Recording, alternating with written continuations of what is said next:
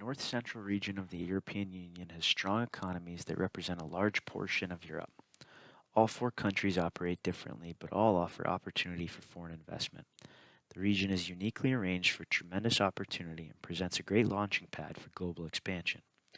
Each country's economy and financial environments present different challenges and benefits for firms looking to expand globally.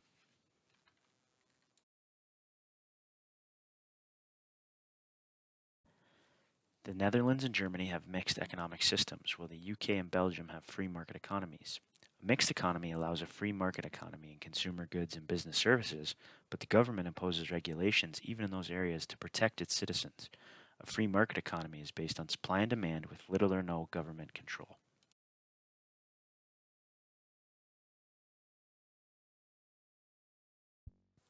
Belgium is often referred to as the capital of Europe. The Belgian capital of Brussels is home to the headquarters of the EU and NATO, as well as hundreds of international institutions, associations, and multinational corporations. The Belgian economy is inextricably tied to that of Europe. Belgium's central geographic location and highly developed transport network have helped develop a well-diversified economy with a broad mix of transport, services, manufacturing, and high tech. But the Belgian economy is currently in a state of uncertainty due to the collapse of the government in December 2018 and the effects of Brexit. Similar to Germany, there's a considerable gap between the richest and poorest citizens in Belgium. The top 20% of the population earn 4 times as much as the bottom 20%, and the bottom 60% of the population possess just 19% of the wealth.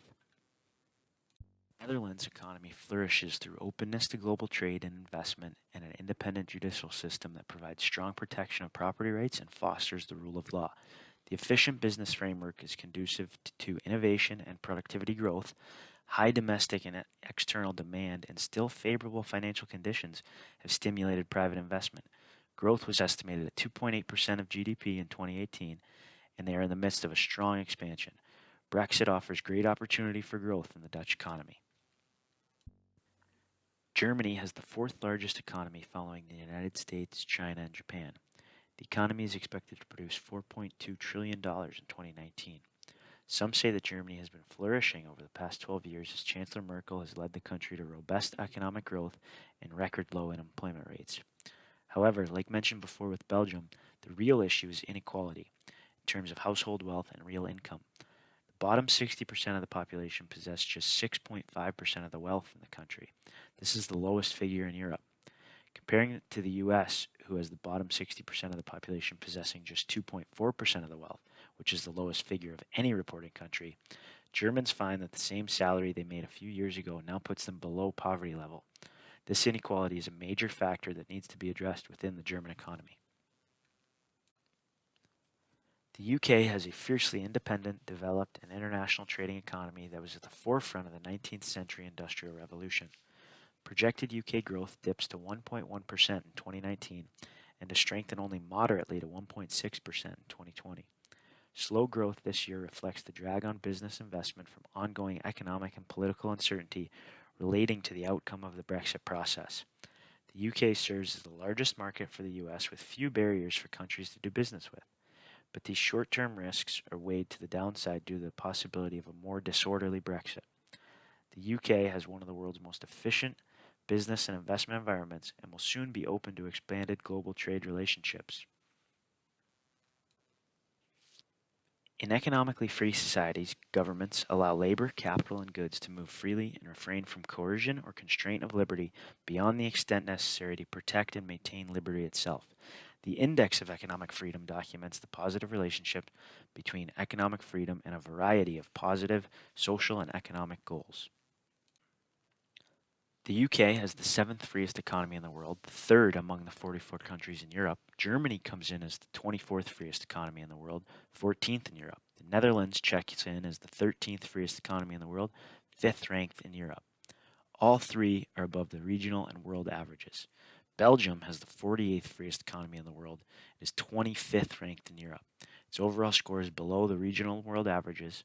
It also is the only of the 4 countries whose economic freedom ranking has decreased due to sharp drops in judicial effectiveness, monetary freedom, that are not totally offset by improvements in fiscal health, tax burdens, and government spending.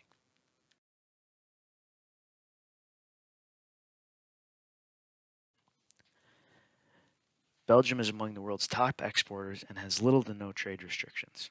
It has quick procedures for setting up a new business, an entrepreneur friendly environment, and has an ideal location to reach out to the European consumer market. Due to its cultural diversity and its proximity to major production centers and sales markets, Belgium would be an ideal test market for new products for any U.S. firm. In its current state, the Netherlands economy is flourishing. With sensible banking regulations, efficient business frameworks conducive to innovation and productivity growth, and no restrictions on investments in most sectors, it allows for a great economic environment for companies. With high disposable incomes and a growing economy, it would be hard to deny marketing in the Netherlands as an economic opportunity. The United Kingdom is facing an intriguing opportunity while leaving the European Union.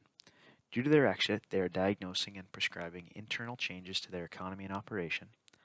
As the United Kingdom is one of the largest markets for the US, marketers will continue to invest in this region. However, as the immediate negative effects of Brexit take hold, marketers may look for other markets. Belgium and the Netherlands are hoping they can be possible landing spots for any firms exiting the UK. The German economy has transparent and reasonable laws related to business. It is the largest European trading partner with the United States, and products with the Made in Germany seal stand for the highest quality worldwide. Germany also has the most international patents per 1 million inhabitants of anywhere in the world. The German market is open to entrepreneurial investment in practically all areas. Due to these attributes and its geographic location at the center of the EU, it is a cornerstone around which many U.S. firms seek to build their European and worldwide expansion strategies, and there's no reason why this should change anytime soon.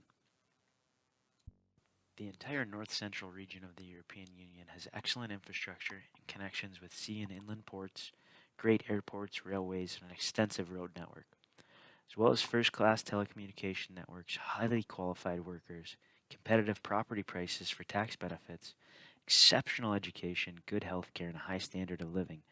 The region offers a strategic and valuable location for any firm looking to extend its global footprint.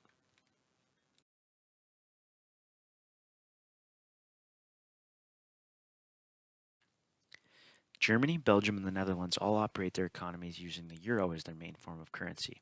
The United Kingdom, however, uses the British pound as their main form of currency. The euro exchange rate with the US dollar is 1 euro is $1.12 US. Over the last 10 years, the euro US exchange rate has ranged from $1.39 to $1.12, with an average of $1.37 US per 1 euro.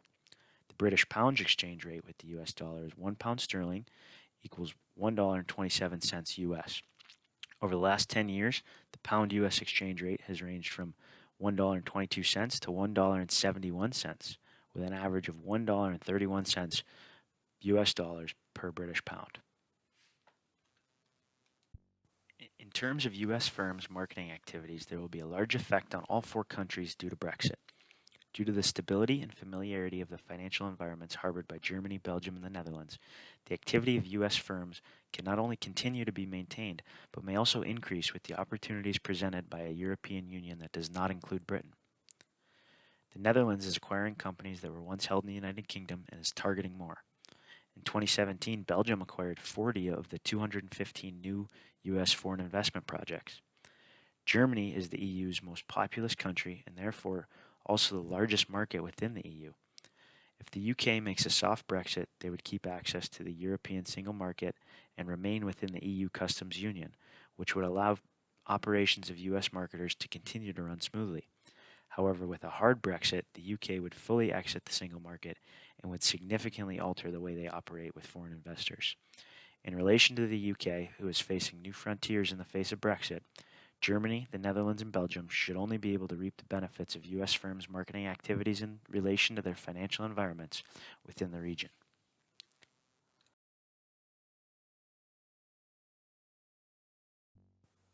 Overall, this region of the European Union is strategically positioned as one of the best environments for firms to begin or continue their international expansion. With robust economies, trade-friendly regulations, and a huge consumer base, the region offers a unique mix that is unmatched globally.